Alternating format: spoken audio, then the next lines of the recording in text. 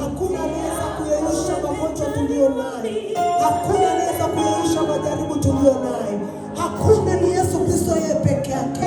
Nyanyua mikono yako juu ukimwambia Baba ni wewe Bwana. Mwambie Baba ni wewe Mwokozi wangu, ni wewe tumaini langu.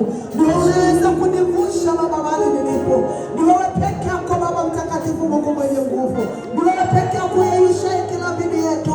Kila mipango inayofanyika kwa siri Bwana.